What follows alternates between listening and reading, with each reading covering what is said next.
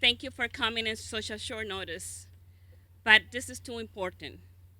As a woman and as a mother, having watched this campaign play out, I have been deeply, deeply troubled by Ashley Kalus' patterns of conduct, which has a cloud that follows her everywhere she goes.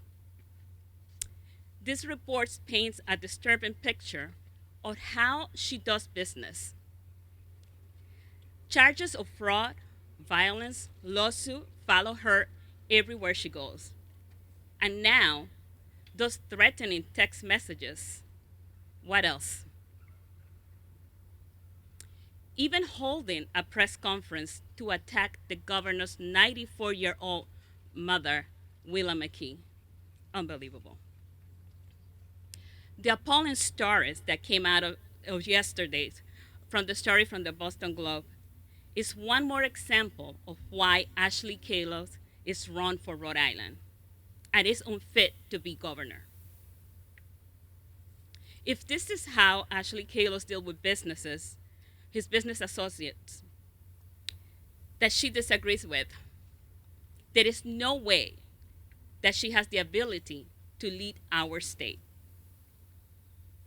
Rhode Islanders expect their governor to bring people together, and Ashley Kalus' style is to tear people down. Governor McKee knows Rhode Island, but it's more than just knowing the cities and towns, which he knows all 39 cities and towns. He knows the people of Rhode Island. He knows Rhode Islanders and the things that we value. He knows what we stand for. Working alongside Governor McKee for almost 2 years, I have seen firsthand what kind of a leader he is. He cares deeply, deeply about the people of Rhode Island. He cares about the people of our state, and his eyes are always in the future of our state. She does not represent our values. We have to ask ourselves, what kind of example is this setting for our children? As a mother, this episode just reminds me of the veiled language that we heard before from Donald Trump. It just sounds just everything that came out of Donald Trump's mouth before. Over the past week, Rhode Islanders have learned enough about Ashley Kalus to know that she's run for our state. We need to send a strong message that Ashley Kalus doesn't belong anywhere near the State House. Thank you.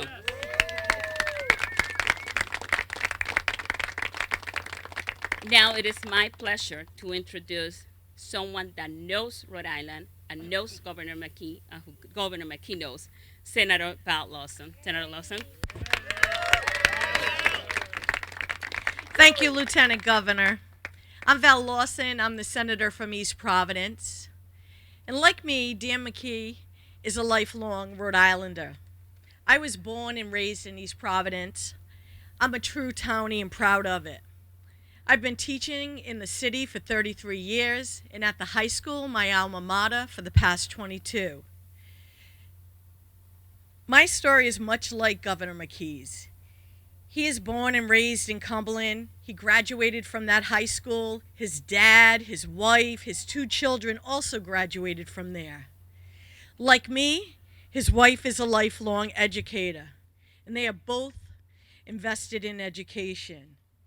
And when the governor took office, he made vaccinating teachers a priority. We are both deeply committed to the success of young Rhode Islanders. And as an educator, I know the future of our children is everything. What we learn in and out of the classroom is extremely important. That includes civility and respect. As educators, we educate our students about civility and how we treat each other every single day. This is our responsibility, all of us, as adults, as role models, as educators, as elected officials. There's no room for Ashley Kalus' behavior. It's not an example for young people or for any Rhode Islander. And she does not belong in our State House. And at this time, it's my pleasure to introduce my colleague, Chairman Josh Miller.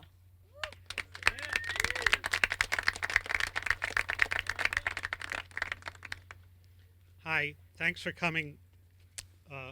Thanks, Senator Lawson and Lieutenant Governor. I've Cranston resident for the last 24 years and a Providence resident for 46 years before that. I'm not sure if the Republican candidate is from Florida, Illinois. Let's throw New Jersey in there. Went to Hope High School. My roots are lifelong in Rhode Island. Also, my ownership of a small business goes back to when I was a little over 21 years old in downtown Providence. I now employ in 2 businesses over 80 people. And what concerns me most of what we've heard in the last few days, a couple of weeks, is the respect and the language used for both how you treat somebody who is working for you, whether it's an employee or an independent contractor as I renovate properties. I can't imagine that I would still have over 80 employees. I might have 8 if I talk to them the way we've heard.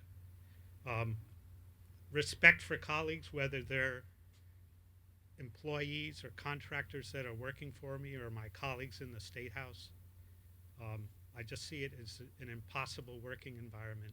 The contrast to the events and the involvement with the governor over the last couple of weeks, whether it be the groundbreaking for a new health lab with some of the most prominent developers in the state and beyond, to the announcement today of the restaffing of our overdose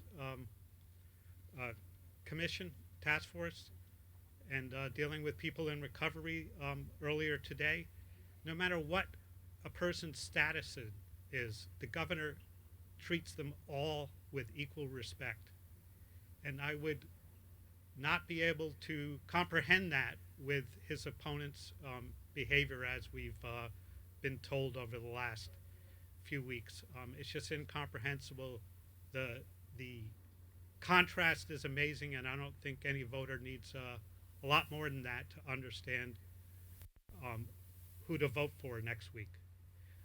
With that, I want to also introduce, for further comments, one of my favorite colleagues, Senator Melissa Murray.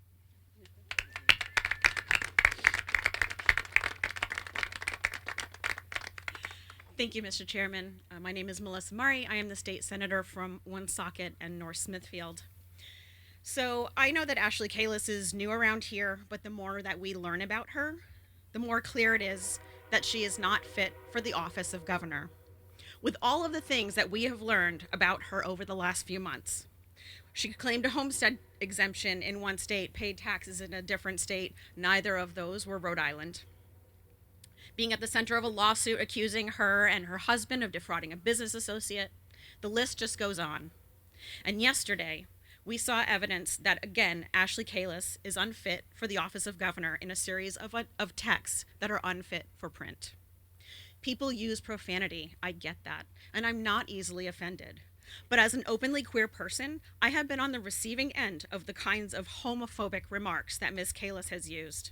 So whether you call it locker room talk against women or homophobic or transphobic remarks, it is never okay, regardless of who it comes from. And it is my belief that when we see and hear these things happening, that we need to call them out.